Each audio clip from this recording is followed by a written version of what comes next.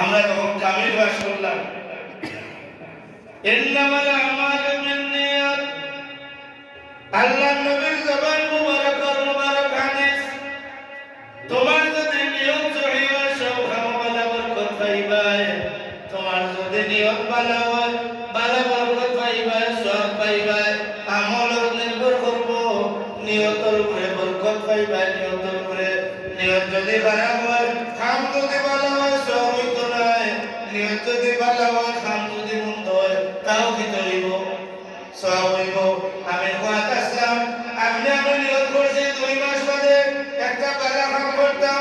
1 মাস বাদে একটা ভালো কাম করতাম, 15 দিন বাদে একটা ভালো কাম করতাম। আল্লাহর নবী ফরমান, ও আমার উম্মতের নিয়তের তো বরকত আল্লাহর কাছে, আমার উম্মতের কলমরে তো দাম আল্লাহর কাছে।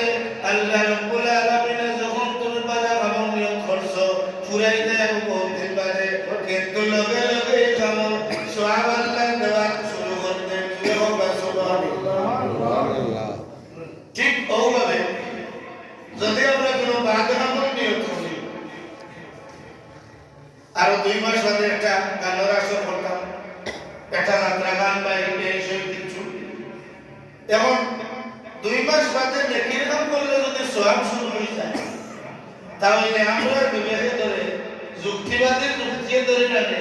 2 মাস বাদে বাদকামর সওয়াব বাদকামর সওয়াব যখন শুরু হয়ে যায়, তো 2 মাস বাদে বাদকাম করতাম নিয়ত করছি, এটা তো গুনাহ শুরু হয়ে যেত না। এই স্থান আমরা আল্লাহ করছেন আল্লাহর হাবিবের উম্মতের কারণে, মনটা খুলিয়া বার হোক সুবহানাল্লাহ। আল্লাহর হাবিব ফরমান, কোন উম্মতে যদি কোন বাদ খাবার নিয়ত করে, যতদিন বাদে বাদ খাবার নিয়ত করো, আল্লাহ রাব্বুল আলামিন ব্যাখ্যা করেন, আমার বান্দায় হয়তো নিয়ত পাল্টাই দিব, হয়তো নিয়ত পাল্টাই দিব, এটা করতো না, এটা করতো না, এটা করতো না,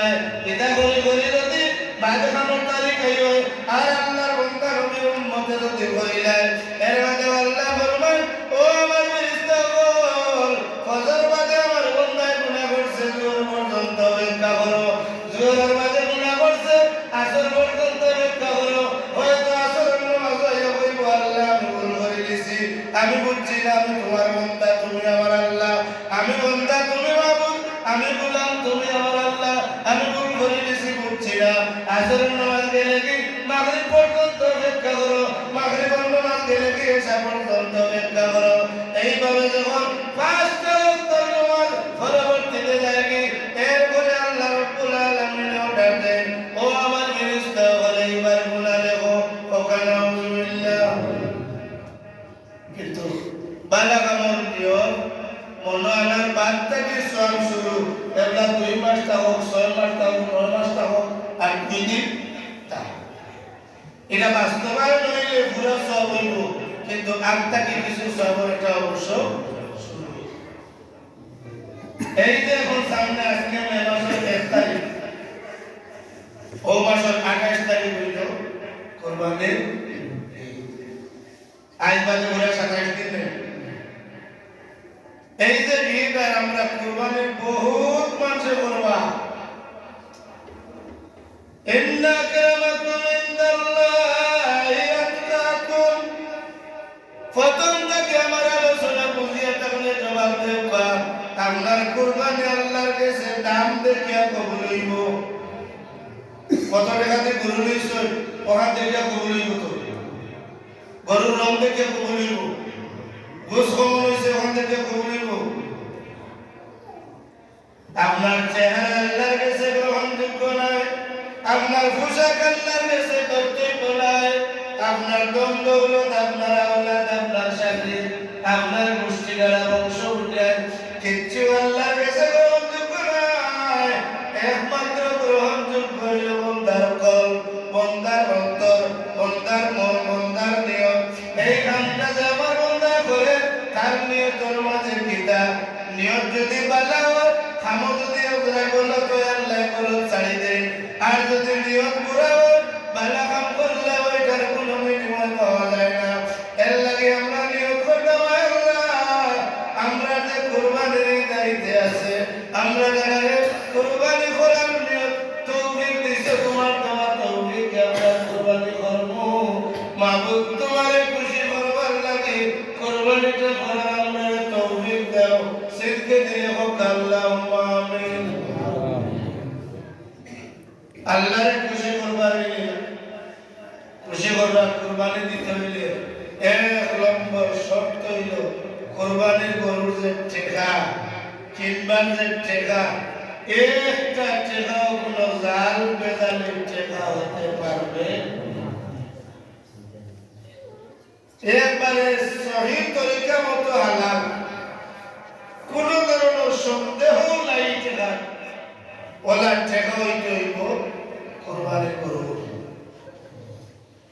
এখন যদি গোর তাকে দেন আপনার কয়টা হালি শুন বলে তাকে একটা দিলেন এখন যদি চিন্তা করেন গরুর মাঝে চারটা আছে তিনটা ভালো দেখতে স্মার্ট এগুলো বাজার নিলে 1 লাখ তো ওগুলো এগুলো কিছু লেগড়া লেগড়া আছে 8 লাখ করে তো ফান্তো না ওগু আমি দিলে আল্লাহর নামে ওই বলি গরুর মালিক গরু কত বড় ওখানে আল্লাহ দেখবানা নিয়ত দেখবা গরুর দাম কত ওখান দেখবানা নিয়ত দেখবা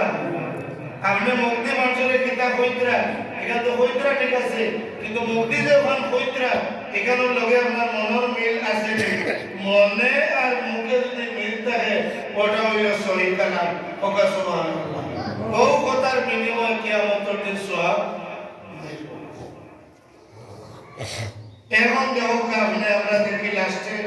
মুনাফিকর আলামত হইল কটা তিনটা এই মুনাফিকর তিনটা আলামতের মধ্যে একটা আলামত হইল ওয়াইজা ওয়াদা খালাফা ওয়াইজা ওয়াদা খালাফা মুনাফিকর তিন আলামতের মধ্যে এক আলামত হইল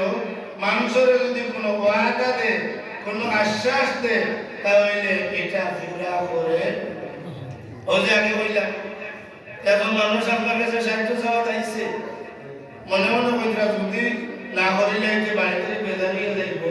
রাস্তা যতজন বাড়িব কইব গেছলাম বাবা উনি তো বিয়ার সাহায্য না এই মানুষটা তো কিটা দিছে না আর কিছু কি দিছে আচারও লাগানো আছে একটা করে ওখানে খোয়া মাত্র এই মানুষটা কিন্তু হয়েছে খুশি গেছে ওই বাড়িব কিন্তু আপনার কোনো সময় আছে